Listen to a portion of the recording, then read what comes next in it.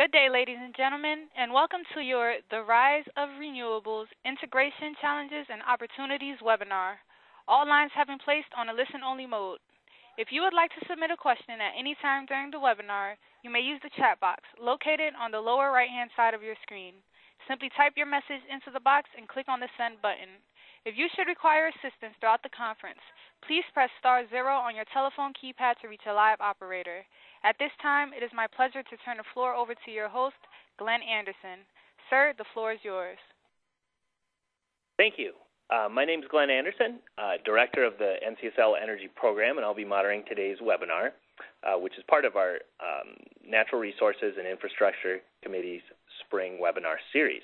We have a number of other webinars that will be occurring over the next few months, so to see them, feel free to visit our website at www.ncsl.org. Our webinar today will be focusing on challenges presented by the increasingly large amounts of wind and solar energy on the electric grid and what is being done to maintain reliability and affordability while integrating these new resources. We'll be having 3 presenters today, followed by question and answer.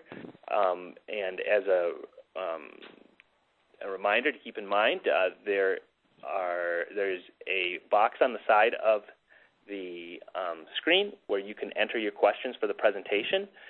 You can enter those questions at any time during the webinar, and we will answer those after our 3 presenters have completed their presentations.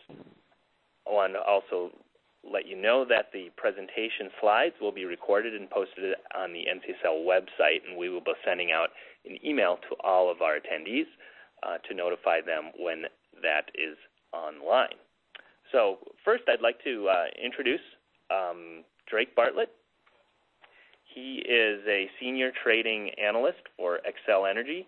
He has 20 years of diverse experience with the company, the last 15 of which were spent in a number of roles in wholesale marketing, including energy scheduling and accounting, risk reporting, generation dispatch for the Southwestern Public Service and Public Service of Colorado Systems, day-ahead generation unit commitment planning, and financial and physical energy trading.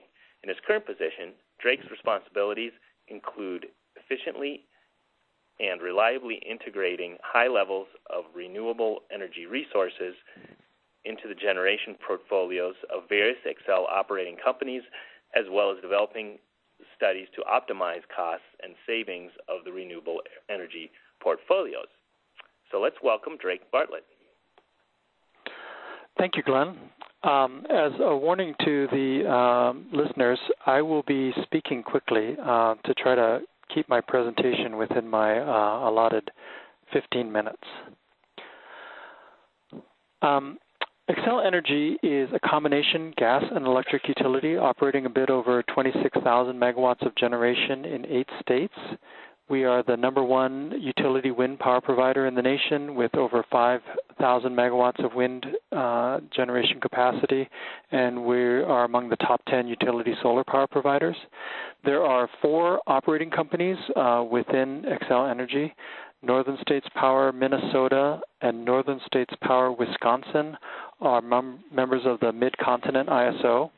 Public Service Company of Colorado is a standalone balancing authority within the Western Electric Coordinating Council, and Southwestern Public Service is a member of the Southwest Power Pool.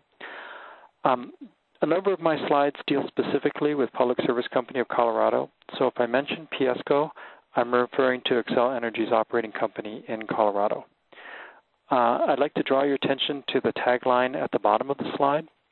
Xcel Energy is dedicated to being an environmental leader at a reasonable cost. We have a clean energy and emissions reduction strategy, which is built on 3 components.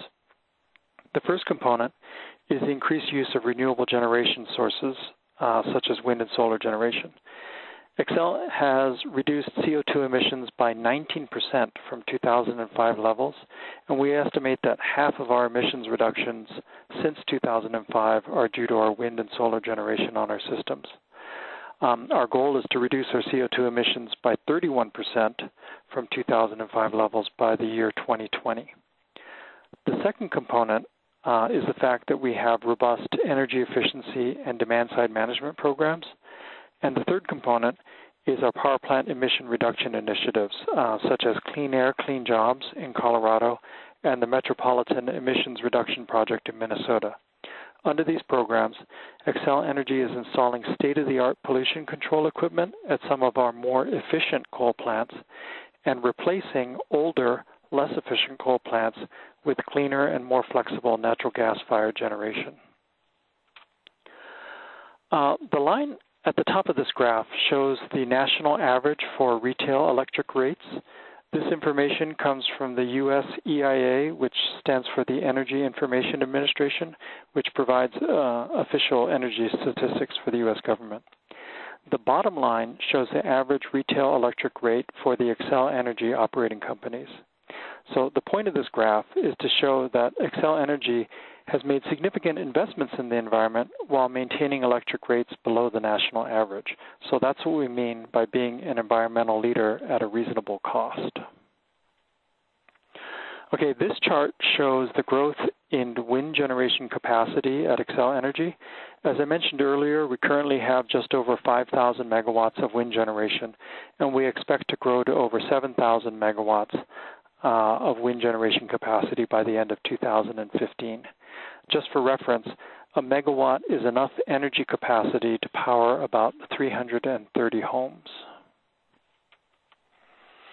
Okay, this is not a comprehensive list of wind integration costs, but Xcel has worked hard at minimizing these particular wind integration costs. So we try to optimize our system dispatch so that we can provide reliable power to our customers at the most economic cost. If our wind generation forecast is too low, so we actually end up with more wind generation than we forecast, then we might turn on power generators that we didn't need. If the forecast is too high, so we have less wind generation than we expected, we might wait too long to turn on a more efficient generator and have to turn on a less efficient but faster starting generator. Wind curtailment is expensive. Generally, we have take-or-pay language in our wind contracts, so if we have to curtail wind generation, we still need to pay the wind farm for the power that they would have produced if we didn't curtail their wind generation. On top of that, wind farms only receive federal production tax credits for energy that they actually produce. So if we curtail their generation, we also reimburse them for their lost production tax credits. Wind generation is dependent on the weather. This makes it hard to predict, as I discussed in the first bullet. But even if you can predict the wind perfectly, it is still a variable resource. The variability of wind causes the rest of our generators to ramp up and down faster and more frequently. This causes thermal stress, which means the metal expands and contracts as it heats and cools.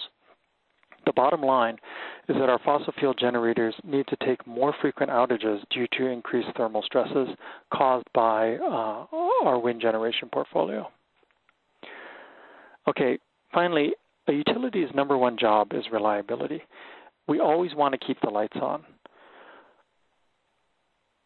The unpredictability and variability of wind generation means that we have to carry additional regulating and contingency reserves to maintain that system reliability. Okay, so what has Xcel Energy done to minimize wind generation integration costs? We have partnered with NCAR, the National Center for Atmospheric Research, and NREL, the National Renewable Energy Laboratory, to develop a state-of-the-art wind forecasting system. We have increased the flexibility of our generation portfolio to take advantage of the improved forecast accuracy. For example, in 2009, our policy for PSCo was to carry 1-for-1 reserves to cover all wind generation. This means that for every megawatt of wind generation, we maintained a megawatt of unloaded generation capacity ready to ramp up in case the wind generation suddenly went away. We've since developed a 30-minute Flex Reserve Guideline, which has allowed us to dramatically reduce our wind reserves while maintaining system reliability. We pioneered the use of regulation capability of wind farms in the U.S. This allows us to be much more efficient in our wind curtailments. It's like using a scalpel to curtail the wind instead of using a hatchet. Prior to 2010, we never offline cycled our baseload units. We've changed this policy in order to minimize wind generation curtailments. I previously mentioned Clean Air, Clean Jobs. Through this program, PSCo will eventually retire about 1,100 megawatts of older, less efficient coal generation and replace it with cleaner burning natural gas units, which are capable of much more flexible dispatch. This dispatch flexibility allows PSCo to accommodate even higher levels of variable energy resources such as wind and solar, while reducing curtailment volumes. We've done the same thing with our Metropolitan Emissions Reduction Program in Minnesota, replacing old coal plants with cleaner burning and more flexible natural gas plants.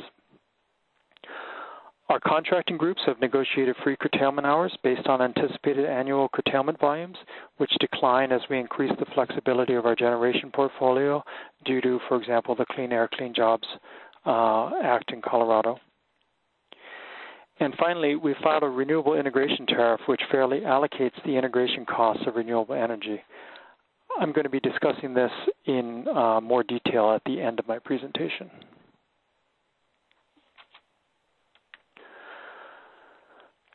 Okay, Xcel Energy is continuing to invest in improving our forecasting systems with our partners, NCAR and Global Weather Corporation. I could spend quite a bit of time talking about each of these bullet points, but the bottom line is that we expect these enhancements to increase our forecast accuracy, which in turn will allow us to drive down integration costs and add more renewable energy generation. Okay, this is a little busy, so let me take a minute to explain this slide.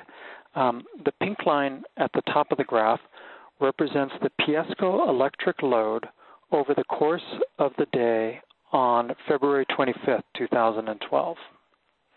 The blue line at the bottom shows the wind generation for that day, and the yellow line in the middle shows the net load, which is the electric load minus the wind generation. There's a 60-minute period, which I've circled on each of these lines, during which the PSCo system lost over 1,000 megawatts of wind generation in 60 minutes.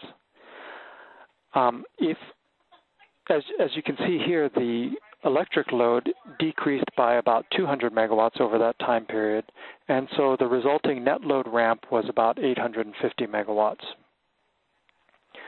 If this wind generation down ramp had occurred 2 hours earlier during the lighting load pickup in our electric load, the net load increase would have been about 1,400 megawatts over that 60-minute period. So just to put that in perspective, a 1,400 megawatt increase in 60 minutes is twice as large as the largest electric load only increase experienced on the PSCo system in 2012. So the point of this example is to illustrate the additional variability that can be caused by high levels of wind energy and why we need to carry additional reserves. Okay, in the interest of time, I'm just going to skip this and this. I apologize. On this one, the only thing I want to point out is the number in the bottom right-hand corner of the table. Over the last 4 years, Xcel Energy ratepayers have saved a total of $37.5 million due to our improvement in wind forecast accuracy. That is mostly through fuel savings, through more efficient system dispatch. Okay, I've been talking a lot about wind energy during my presentation because Xcel Energy has a lot of experience in integrating high levels of wind generation. Historically, we've had relatively little solar generation. However, as you can see from this slide, Xcel Energy expects to grow from just over 300 megawatts of solar generation capacity in 2013 to over 1,150 megawatts by 2021. Okay, this is similar to a previous graph in that the top line shows the PSCo electric load for a day. In this case, it's April 14th, 2013. The pink line shows wind generation over the course of the day. The yellow line shows solar generation over the course of the day. And this light blue line is the net load. So that's the electric load obligation minus wind and solar generation gives you this net load number profile. And I'm going to move on to another graph, which is going to show the same light blue net load profile. Okay, so this light blue net load profile is the same profile that was in the previous slide. Now what I've shown is the change in the net load profile as we grow our wind and solar generation over the next 6 years from 2013 to 2019. As we're increasing our wind and solar generation, the net load decreases, assuming that the load stays the same, which we're forecasting the load to stay about the same over that time period. Also on this graph, I've included this red line. This red line represents the minimum generation level in 2013, assuming all of our baseload units are online. So a baseload unit is a unit that is typically on 24 hours a day because it has a very low variable cost of generation. So a coal unit is a good example of a baseload unit. If the net load is below the minimum generation line, then PSCo needs to sell excess energy or curtail renewable generation, wind and or solar, in order to maintain a balance between load and generation. So our customers will, use energy, electricity, so that creates our load, and then we have to dispatch our generators to match that load. So to the extent our minimum generation level is here and our net load is below that, the area between these two lines, then we either need to sell that energy or we need to curtail the renewable generation. The black line shows the same minimum load, assuming all of our baseload units are on, for the year 2019, after the Clean Air, Clean Jobs coal unit retirements. So this reduction in the baseload minimum generation levels is one measure of increased system flexibility, and it means that PSCo will actually need to curtail less renewable generation on this April day in 2019, despite our growth in the wind and solar generation, which causes the net load profile to go down.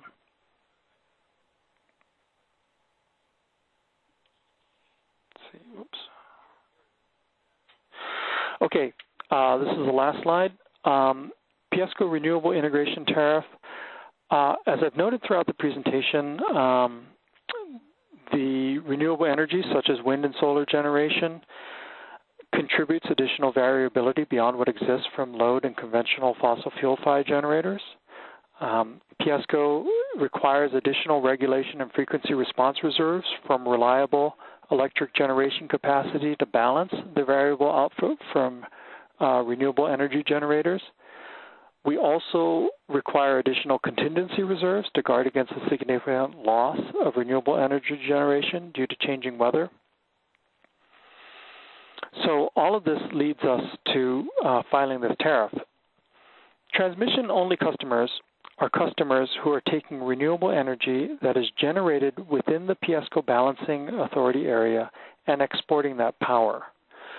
Because the renewable energy generators are located within the PSCo balancing authority area, it is the PSCo fossil fuel generators which need to ramp up and down to cover the variability of the renewable generation, and PSCo generators which need to provide the contingency reserves if the renewable generation suddenly goes away. Without this tariff change, these costs would be borne by Xcel Energy's retail and wholesale production customers in Colorado.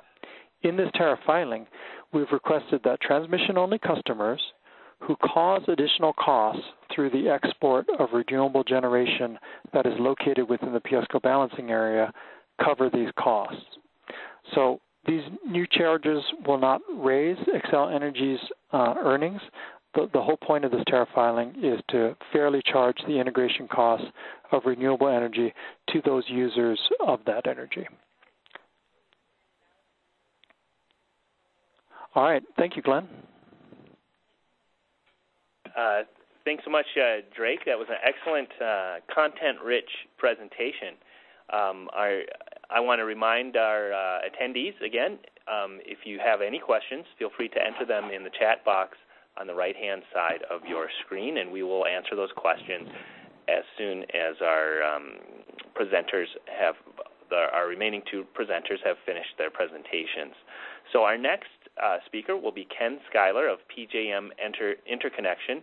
He's manager of Renewable Services and Market Services Division of PJM Interconnection. Ken's primary responsibilities include coordinating PJM initiatives to support integration of renewable energy resources into PJM markets and operations, developing PJM strategies to adapt to climate change initiatives, and managing the operation of the PJM Environmental Information Services Generation Attribute Tracking System. Ken has 30 years of experience at PJM in system operations and markets, and previous assignments he's had include interconnection coordination for new generation projects, generator operations, and operations planning. So let's welcome Ken Schuyler. Thank you very much, Glenn. I'm glad to be here today. I wanted to first start off with some background information about PJM. On the slide, you can see that the area that PJM serves. PJM is the largest centrally dispatched grid operator in North America. We have over 900 members, and we have 183,000 megawatts of generation under our control. We serve an area that covers 13 states and the District of Columbia, and a peak load of about 165,000 megawatts. This is important to know because the size of PJM makes us better able to accommodate more variable energy resources like wind and solar. And I mentioned that we have 183,000 megawatts of generating capability. We have about 6,400 megawatts of wind, just as a point of reference. So the big driver for the development of renewable energy in the PJM region are the state renewable portfolio standards that mandate a certain amount of renewable energy needs to be used to supply electricity customers. And you can see here the states in the PJM region that have renewable energy mandates or goals. In the PJM region, all but Kentucky and Tennessee have such requirements. If you look at the requirements against the PJM load forecast for the next 15 years, you can see that by 2029, we're expecting that 13.4% of the energy within the PJM region will need to come from renewable resources, and the wind and solar specific requirements are about 33,000 megawatts of wind and 9,200 megawatts of solar. So this is a big increase from where we are now. The amount of renewable energy in PJM now is about 4%. Now ISOs and our independent system operators and regional transmission operators, they have a number of characteristics that make them better able to accommodate more variable energy resources. Some of them include a large balancing area, that faster markets. We have a centralized wind power forecast and interregional planning. So all these characteristics help us to handle more wind and solar. We've also taken a number of steps in PJM over the years to better prepare us to handle more wind and solar. We've made changes to our energy markets and operations. I'll just mention a few of those changes. We implemented a wind power forecast back in 2009. We've made a number of changes to improve how we dispatch wind resources, so we're able to send them electronic signals that direct them to reduce their output when needed. We most recently had a change to our tariff to be fully compliant with FERC Order 764, which requires transmission interchange scheduling on 15-minute intervals. In the transmission planning area, we've made a number of changes. We now have an expansion planning process that considers public policy impacts, such as an RPS. We also undertook an initiative to perform a renewable integration study, which is what I want to talk about in the remainder of my slides. So the purpose of the PJM Renewable Integration Study was to look at the impacts to PJM in terms of operational planning and market impacts.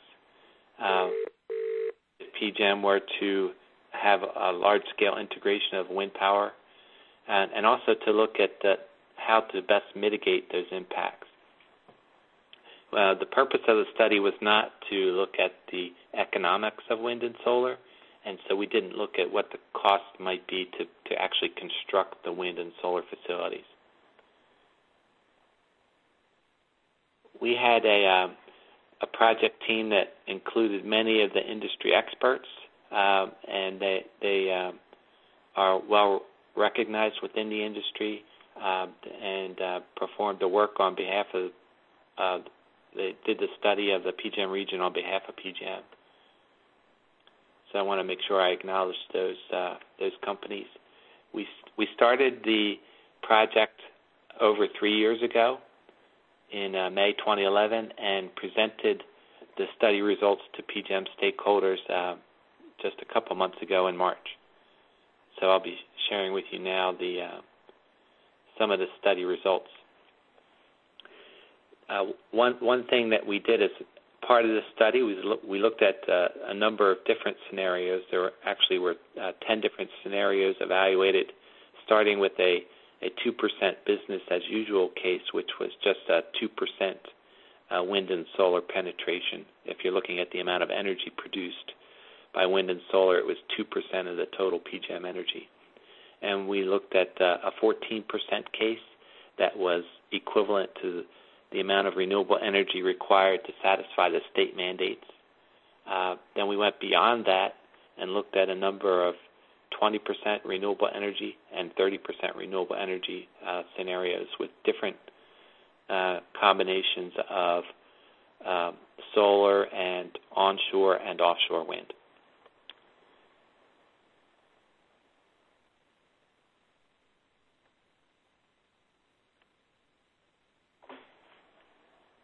Sorry, I'm trying to advance the slide here. There we go. Okay, so one of the key findings, the primary finding of the study was that the PJM system with additional reserves and transmission could handle renewable penetration levels up to 30%. And that wasn't a huge surprise to us at PJM because of some of the characteristics of the system that I mentioned earlier, the big balancing area and the large geographic area, the fast markets, etc. And also because of the changes that we had already implemented in preparation for more wind and solar. Some of the other impacts that were evaluated, or the results of the study indicated we would, of course, displace other conventional generators like coal and combined cycle gas. We had lower emissions as a result of the increases in wind and solar. Production costs, electricity production costs were lower because there's no fuel required to produce electricity with wind and solar. The other generators had lower gross revenues, and there were lower average prices throughout PJM as a result of the increasing penetration of wind and solar. Now, one key thing to note is that we didn't look at the impact to the capacity market, and it's conceivable that the lower energy prices would at least be partially offset by higher capacity prices. Okay, we did an analysis of the capacity value for wind and solar, and it's described on this slide in terms of the effective load carrying capability, and that's the incremental amount of load that can be served by a megawatt of additional wind or solar. And we looked at different kinds, offshore and onshore wind, and also the and solar as well. We looked at 3 different years worth of weather data to get an idea of whether it changed over the years. And one of the key findings in this area was that the capacity value of wind does vary significantly from year to year. In this case, you can see onshore wind ranged from a low of 10% to a high value of 25%. For the 3 years, on average, the wind had a capacity value of 17%, meaning that 100 megawatts of wind would be able to effectively carry an incremental increase of 17 megawatts of load. We also looked at the transmission that would be required to interconnect the additional wind in particular, and it varied depending on the amount of wind that you're interconnecting to the grid. The worst case scenario was $13.7 billion worth of transmission that would be needed for the 30% low offshore, best onshore scenario. So that's the case where the onshore wind was located in the wind-rich regions in the western part of PJM, and so there was a significant amount of transmission needed to get the wind from those areas to the load centers in the eastern part of PJM.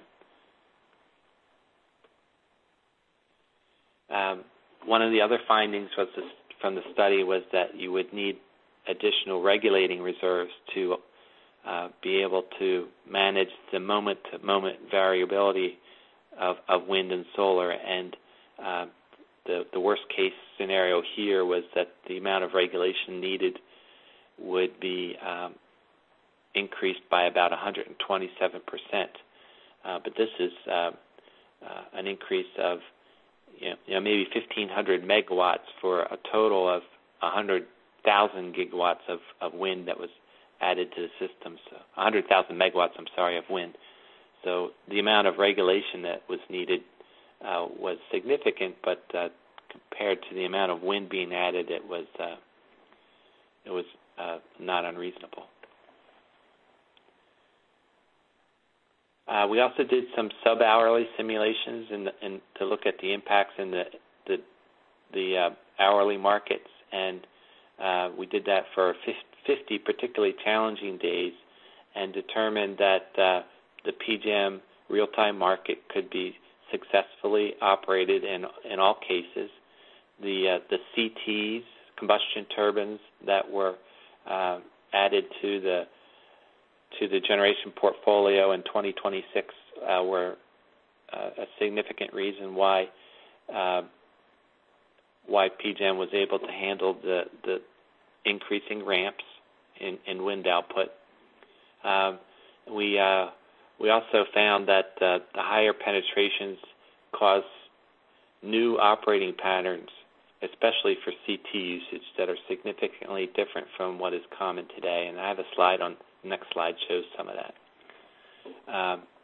So this is looking at the onshore wind ramps on one of the challenging days, and you can see the red line is the onshore wind, and there was an increase in the morning of 3,000 megawatts, followed by a sharp decrease of 7,000 megawatts. And then in the afternoon, the reverse occurred. We saw a 7,000 megawatt increase of onshore wind, and that was followed by a 4,000 megawatt decrease in onshore wind. And on the right-hand side of the chart, you can see that many PJM conventional generators were ramp limited as a result, and and therefore we need to run some combustion turbines to meet the PJM demand in those cases. Just a few more slides. The cycling analysis was performed as part of this study. There is increasing damage to conventional generators as a result of the need to cycle those generators up and down. On the next slide, you can see the cycling costs were determined to be about $500 million annually, which sounds like a lot, but if you look at the production cost savings associated with the wind, those increased cycling costs were just about 3.3% of that total production cost savings. We also looked at the emissions and how those emissions were affected by the unit cycling, and the result of that was that the emissions were slightly higher when you considered the cycling of those generators, but it was not dramatically higher. So there was a number of study recommendations. These are for the primary recommendations. They, in general, PJM was in pretty good shape, but there were some suggestions about how we could do better. One was to change how we determine the regulating requirements in the on a day-ahead basis, to periodically benchmark how we calculate the capacity value of wind, to do a mid-term unit commitment to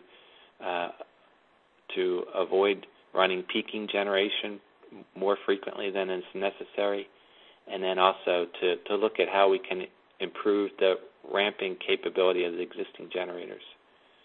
So the next steps, the PJM stakeholder group called the Intermittent Resource Task Force will be looking at the recommendations from the study and presenting a plan on how to proceed. That concludes my presentation, and look forward to your questions. Great. Thank you, Ken. Excellent presentation. And again, for anyone who has a question, feel free to type them in the chat box on the right-hand side of your screen at any time, and we will be answering those after our third speaker, Aaron Bloom. So Aaron is currently an expert in electricity markets. He works at the National Renewable Energy Laboratory and focuses on market design under high penetrations of renewables, wind and solar integration studies, and offshore wind. Prior to joining NREL, Mr. Bloom worked on market design, ancillary services, renewable integration, and reliability standards at the Federal Energy Regulatory Commission. Mr. Bloom was the principal author of FERC Order Number 764 on integrating variable energy resources and played an active role in over 100 proceedings regarding organized and vertically integrated markets. So without delay, here is Aaron Bloom. Hey, thanks, Glenn. At the laboratory, we're working on an emerging area of research, electricity market design under high penetrations of wind and solar, led by our researchers Eric Gila and Michael Milligan. Drake just did a great job explaining how Xcel's companies handle variability and uncertainty for wind and solar on their system. And Ken gave us a look at some of the exciting analysis by GE and others on the potential impacts of high penetrations of renewables on the PJM system. I'm here to talk about how current RTO markets handle variability and uncertainty across a variety of timescales, from operations to long-term planning. But let's first start with the primer on variability and uncertainty on the power system. Variability is the difference between the anticipated output of generators and consumption of load. It's really any deviation from a constant straight line. When we talk about variability, we're talking about the moment-to-moment difference between resources and loads. And historically, the biggest contributors to system variability have been load and generator contingencies. Over the course of the day, lights get turned on, factories start up, and heating and cooling loads respond to the weather. Now, we can predict some of this variability and plan for it. But there's also some variability that we cannot predict, but we still plan for. On this side, we have a couple examples of variations across 4 different categories. And I think you can be able to make them out in this video, but maybe it's not quite clear. We have the load in the upper right. In the bottom right, we have an example from wind, some aggregated profiles for solar resources in the middle, and on the left, we have some sources of variability from a coal plant. Now, one of the things I want to say is that the differences in how these resources vary differs, based on the type of resource they are, how much they're aggregated, and a variety of other factors. And this is just to give you an impression that there is some variability and some across a variety of aspects of the power system.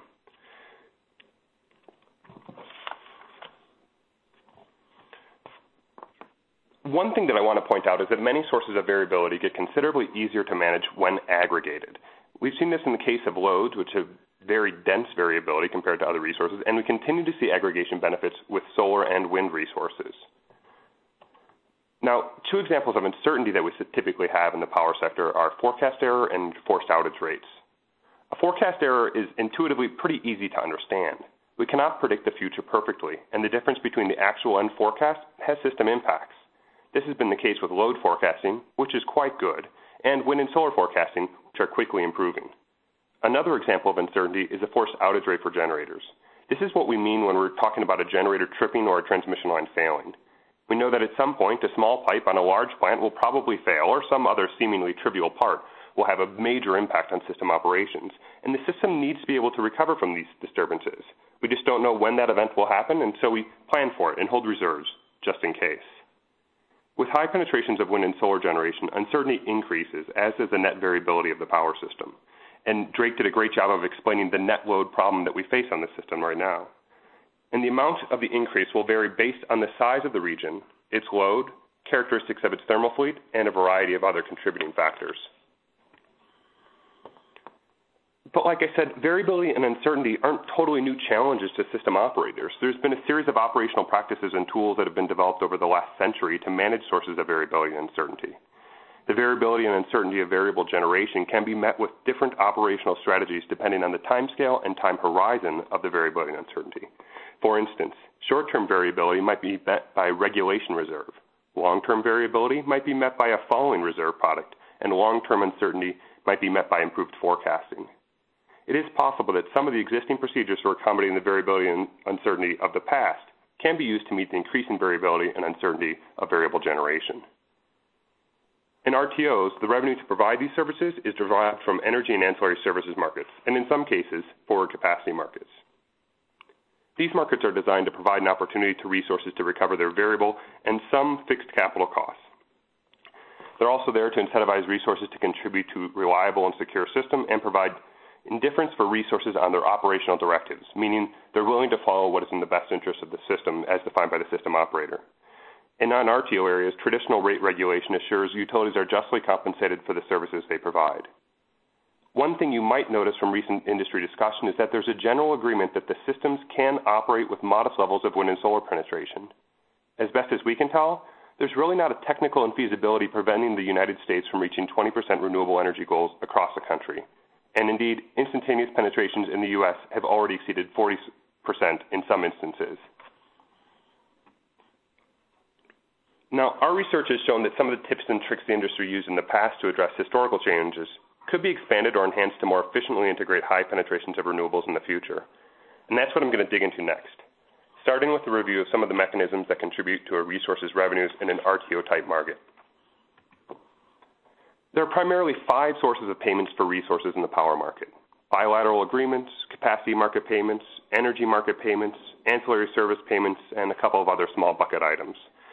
This graphic doesn't fit for all resources and all locations, but it gives some relative comparison. At NREL, we're focusing on 3 items in the square here: energy markets, ancillary services markets, and capacity markets. The first 2 are designed to allow resources to recover all of their variable costs and perhaps a small portion of their fixed costs, while the capacity market is often seen as the primary driver of fixed cost recovery, generally speaking. Our research has identified a series of potential impacts of wind and solar on each of these markets and is pursuing further research on all of them. In the energy markets, we are receiving evidence from Texas, PJM, as Ken explained, and internationally that indicate energy prices will decrease under high penetrations of wind and solar. Our models collaborate this, and this conclusion makes sense. If resources with no fuel costs are available to the system operator, they will be dispatched before other resources that do have fuel costs. The wind and solar power is cheaper than other resources on a variable cost basis. While this will likely decrease average prices, it may also increase price volatility in the markets. and that might also increase the need for flexible resources to manage the increased variability and uncertainty, as Ken explained earlier. Because these markets are compensated on the margin, it may decrease revenue from this particular stream for all generation. In the ancillary services markets, the markets for reserves, we anticipate an increase in operating reserve needs for managing events greater than 1-minute time intervals. This is kind of the increase in the regulation and load following components of reserves. When we start talking about activity that's in the dynamic range, where it's less than a minute, even in the sub-second range, will likely require changes to frequency response services offered through ancillary service markets in order to manage some of the dynamic challenges of the system. Finally, capacity markets will likely increase in importance as capacity requirements will be a significant driver of the power system to come, and I think some of Ken's research corroborated that as well.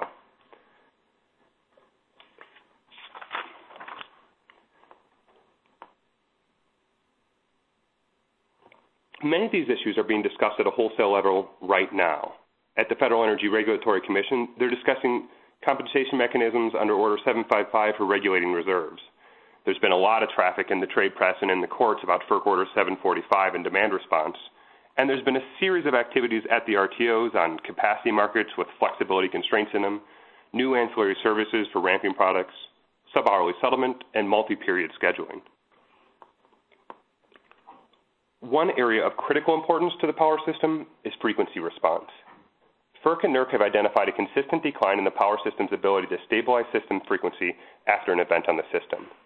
This problem has been occurring since before the widespread adoption of renewable portfolio standards, but may be exacerbated by the initial wind and solar plant designs.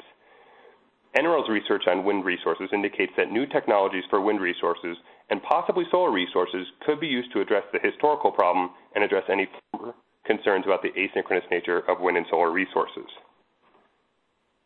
My colleague Eric Ila's work has shown that there is currently a lack of incentives to provide frequency response in the markets. With higher penetrations, the system's ability to respond to these events could be limited. This places a premium on getting the incentives right. NRL's research shows that wind resources equipped with primary frequency response capabilities and artificial inertia, generally referred to as active power controls, can contribute to maintaining system stability.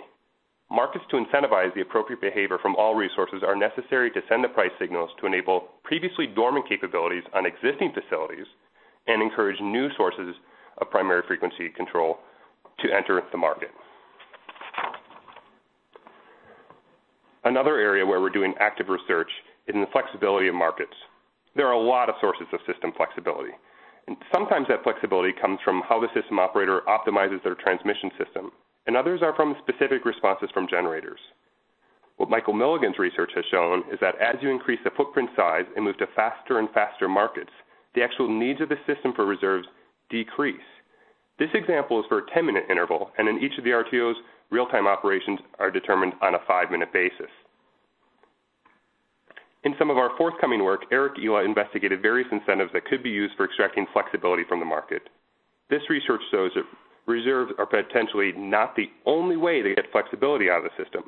A multi-period look-ahead dispatch with binding prices can have the same costs, but revenues and profits will differ. In other words, you can get to a similar solution from a cost basis, but the incentive structure that it gives the other resources can be quite different.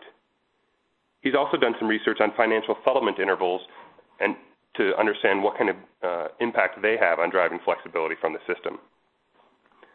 In the next couple of months, we're looking forward to publishing a lengthy report on the issues faced by markets with high penetrations of renewables, and we do a bit of analysis on the operational questions being asked right now. In early 2015, we look forward to issuing results on analysis of revenue sufficiency in Texas under high penetrations of renewables, and continuing to collaborate with other speakers on today's panel. If you'd like to dig deeper into some of these topics, you'll find some references here at the end of my slide deck. Thank you. Great. Thanks so much, Aaron. I realize there was a lot of information presented in these presentations, and we do have a few questions here. Again, feel free to enter your questions in the chat box on the side of the screen, and hopefully we can get to those during this question and answer session. And also just wanted to remind folks that the webinar is being recorded, and the presentations will be made available to participants at the NCSL website as well. So I have a few questions here. I'll start with The first one is actually for Drake. What percentage of total capacity is wind in the Xcel areas and today, and what do you forecast it to be, say, 10 years from now? So I mentioned that we currently have about 5,080 megawatts of wind capacity currently, and Xcel-wide, and we have about 26,000 megawatts of generation total in our portfolio. So about 20% currently. What to expect 10 years from now? That is, that's a little more difficult. Typically, what we found is that we are consistently underestimating how much renewable build-out we have. So we tend to think that, gosh, we're approaching the limits of what we can take, and then in our experience, we're actually able to take it in stride and integrate more renewables than we thought, and then we keep building out. So how much we'd have, 10 years from now, it could be as high as double what we have right now. I mean, we're already expecting to have over 7,000 megawatts in 2 years' time. So. Okay, great. And this next question could be either for Drake or Ken or both. Did you find any effect on required transmission infrastructure, say build out, as a result of distributed generation for renewables on your system? Well, this is Ken, and I'll answer from the PJM renewable study. We didn't look at the impact to the distribution system. We looked at transmission constraints 230 kV and above, and when we interconnected the renewable generators, we connected it at an EHV, extra high voltage bus, so it was really was not within the scope of our study to look at the cost of upgrades to the distribution system. And this is Drake. For wind generation, really you're talking primarily effects on the bulk transmission system. So certainly we found that, for example, in Minnesota, we, as part of MISO, we needed to build out a bunch of transmission to accept a lot of the wind generation that was coming in. The same's happening in Texas at our Southwestern Public Service Company. For solar generation, you're talking about more getting at the distribution level, especially with distributed solar generation, which is all of the residential and commercial, rooftop solar installations. In that case, once you start hitting a penetration level where the amount of solar generation might exceed kind of the minimum load requirement on a distribution feeder, then that's a point where you're probably going to be needing to invest in some hardware on that distribution system. Okay, great, thanks. And we have another question here regarding the Xcel Tariff. One of the question relates to I believe it was one of your slides that had transmission-only customers, and the question was really what that meant, and does that mean customers only who are, say, net metered and producing more electricity than they are consuming, perhaps? And the question goes on to ask, how does PSCo account for such a customer who generates more electricity than they can use on their electricity bills?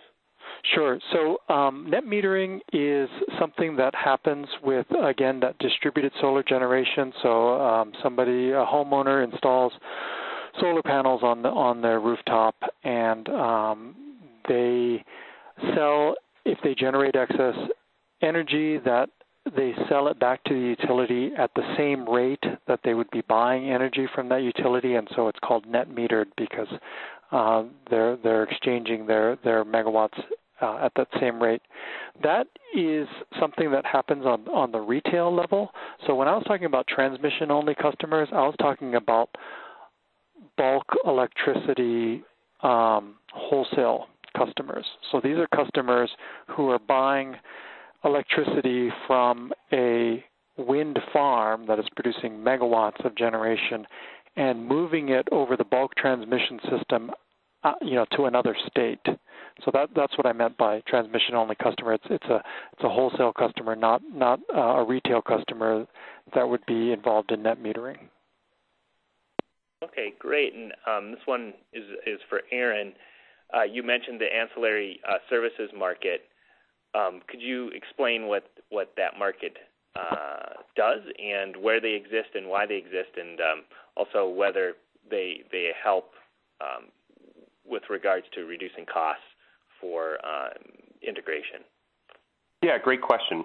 So ancillary services markets, when I'm talking about those, I'm really talking about the markets in the RTO regions for obtaining and optimizing the use of these reserves. So I think in all of the RTOs, what they do is they co-optimize the dispatch for energy and the ancillary services based on the bid-in costs from the resources. In other words, they take all the bids from resources about their flexibility, their desire to provide reserves, their desire to provide energy, and the prices associated with them, and evaluate them at the same time to come up with the most optimal dispatch for the entire system.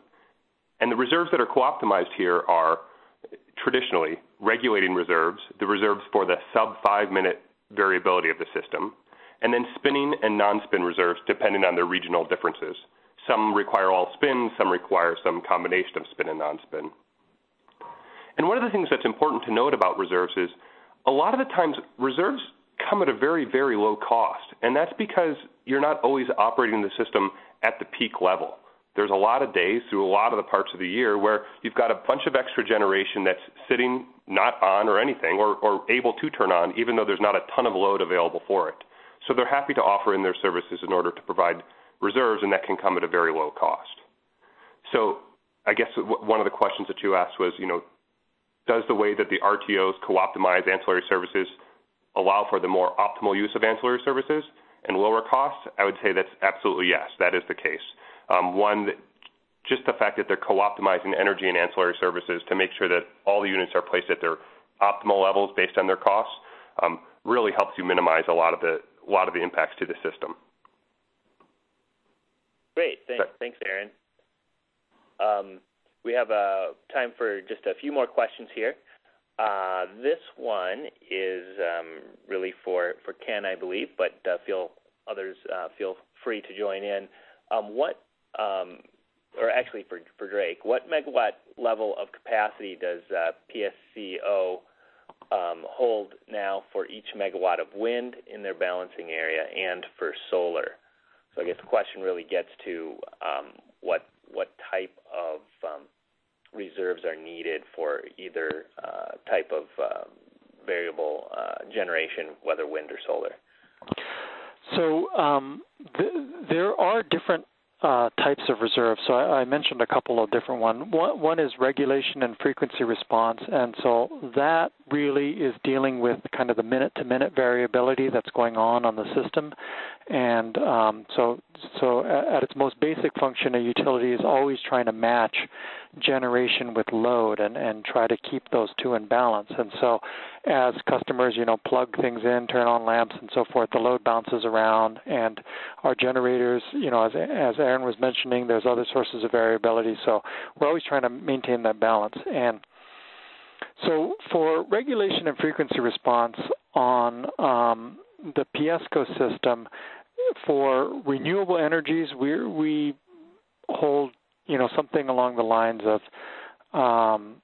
probably 50 megawatts of capacity for that purpose. For a contingency reserve, so this is getting a little more technical. A contingency reserve typically refers to basically a large loss of generation event. And so normally, again, I believe as Aaron mentioned, when you've got a loss of a transmission line or a large generator, that is called a contingency, and there are certain standards with regards to how quickly you need to be able to arrest a decline in frequency and then replace that energy. For renewable energy, we've calculated something called a Flex Reserve, and the basis for a Flex Reserve calculation is that wind is a generation source, and like other generation sources, we maintain reserves to guard against, a large loss of generation event. The difference is that a large loss of wind generation event due to wind speeds, so the winds are decreasing and the wind generation is ramping down, typically occurs over tens of minutes to hours, as opposed to a transmission line tripping or a generator tripping. Those are like instantaneous losses.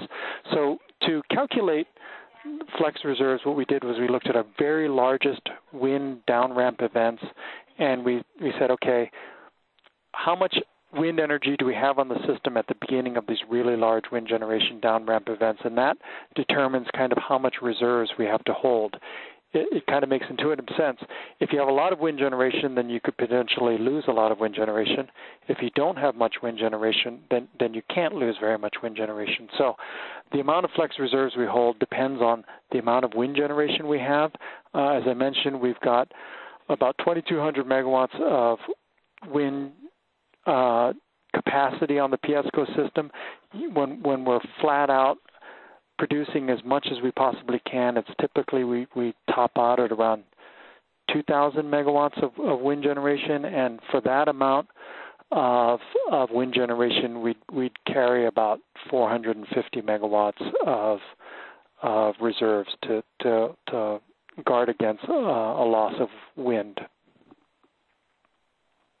Great, thank you. And one final question. A couple of the presentations, I believe, showed that higher amounts of wind and solar actually had the effect of reducing potential or reducing costs for consumers. And I think after explaining some of these challenges with integration and how these are being addressed, and that they do add to costs, and that I think that oftentimes renewables may be more expensive to build.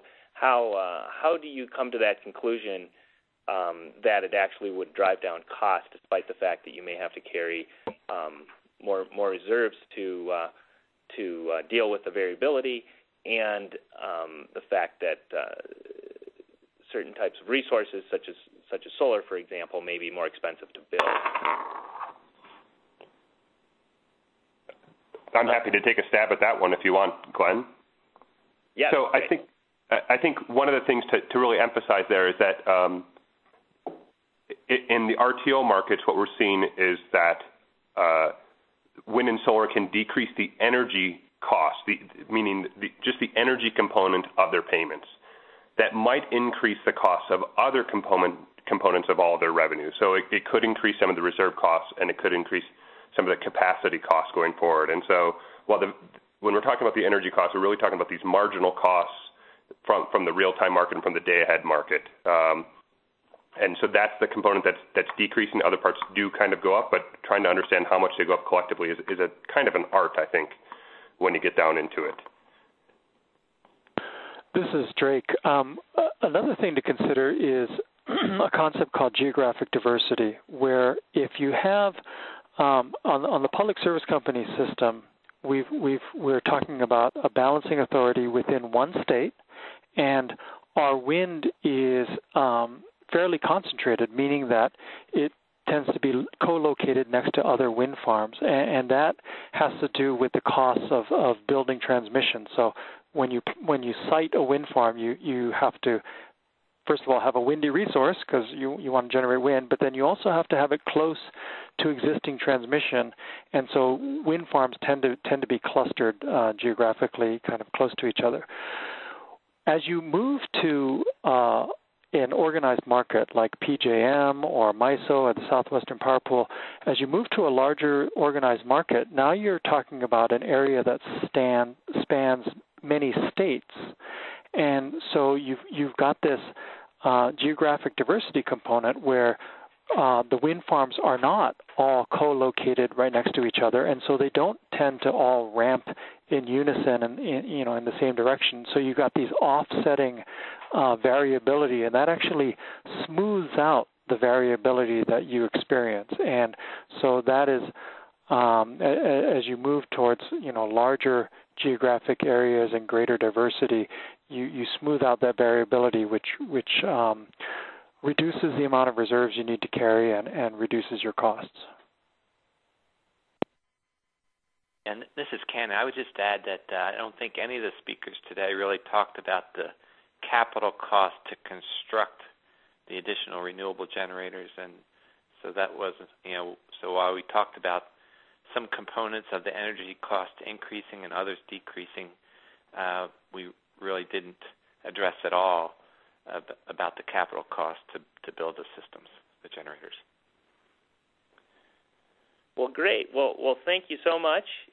This is a very interesting but yet somewhat complex topic, and I think it's one that we'll be exploring further as we go forwards over the next year or so.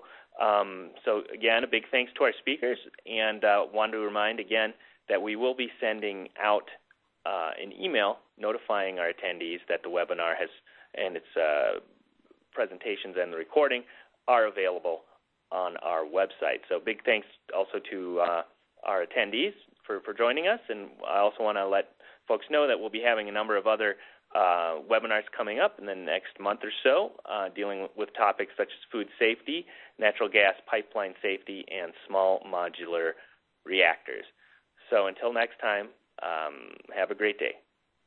Thank you. This does conclude today's webinar. We thank you for your participation. You may disconnect your lines at this time, and have a great day.